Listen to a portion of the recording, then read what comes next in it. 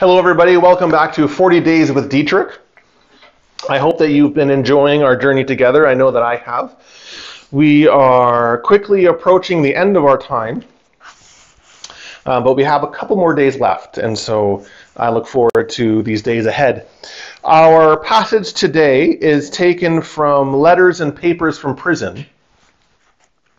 The title given to it is Finding Meaning. And again, these titles are arbitrarily given, and I actually don't like this title, and you'll probably hear why near the end of the reading. Bonhoeffer writes, "In these turbulent times, we repeatedly lose sight of what really makes life worth living. We think that because this or that person is living, it makes sense for us to live too. But the truth is that if this earth was good enough for the man Jesus Christ, if such a man as Jesus lived, then and only then has life a meaning for us. If Jesus had not lived, then our life would be meaningless, in spite of all the other people whom we know and honor and love. Perhaps we now sometimes forget the meaning and purpose of our professions, but is not this the simplest way of putting it? The unbiblical idea of meaning is indeed only a translation of what the Bible calls promise." So Bonhoeffer's addressing, I think, something that's really quite contemporary. This notion that we need to have a life of meaning. That we need to kind of put our stamp on the world and we need to live a meaningful life. And so that's where he's kind of articulating that a little bit. And the question is, well, how do we find our meaning? Is the meaning that we have in life, having a meaningful life, simply that we live because other people live?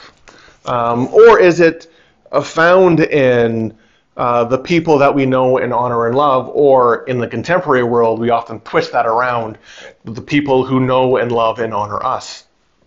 Is that where it is? And again, Bonhoeffer, ruthlessly dedicated to Jesus and brings everything back to our relationship with Jesus. He says, no, the meaning of life is found in the fact that God became incarnate in Jesus. If Jesus had not lived, he said, then our life would be meaningless. Because the fact that God wrapped God's self in flesh and entered into the tapestry of human life, that is what is the only thing that gives value and worth to humanity. Because God took humanity upon God's self. Right? You have all these passages in the Bible where, like Paul says, he's talking about the resurrection. If Christ has not been dead, we are still in our sins, and we are the most to be pitied.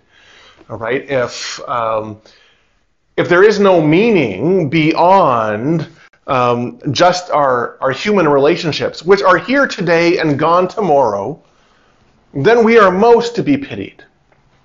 Because in the end, in the eternal framework of things, in the end, it just vanishes. I often reflect when I do funerals that if once a loved one dies, if they only survive in memories and pictures, well, that's quite a depressing thought. Because eventually, you're going to stop looking at those pictures, and those memories will fade. And if that is the only thing that keeps that loved one remaining for us, then eventually they just move off into nothingness. And so Bonhoeffer is kind of addressing those kind of same thing. If our meaning of life is found in anything earthly, then it is essentially meaningless because it's going to drift into nothingness. It is only that life has meaning for us because Jesus lived the human life. But I like where he ends because he flips everything around right at the end, where he talks about the unbiblical idea of meaning. And this is why I didn't like that the title given to this is Finding Meaning, because Bonhoeffer would say it's not about finding meaning. It's not about crafting a life in which you are somehow meaningful. The unbiblical idea of meaning is really about, for us as Christians, as followers of Jesus, about living out God's promises, about realizing the promises of God in our life here today and entering into the full realization of God's promises in the next life. And so the unbiblical idea of meaning is only the translation of what the Bible really calls promise. And so as we go through Lent, and as we're kind of wrapping everything up here, again, maybe a point to think about. How do you experience the promises of God in your life? Maybe think about God's blessing of your life, which is found in the incarnation itself. Because God wrapped God's self in human flesh, it means that your humanity is worthy. Your humanity is beloved by God. What does it mean for you to live out that worth and that value? What does it mean for you to experience the promise of God, the promise of God's mercy, God's love, God's grace, God's forgiveness? Just something for you to think about. And again, if you want to email me, I'd love to hear from you and hear about how you've been journeying through this time together.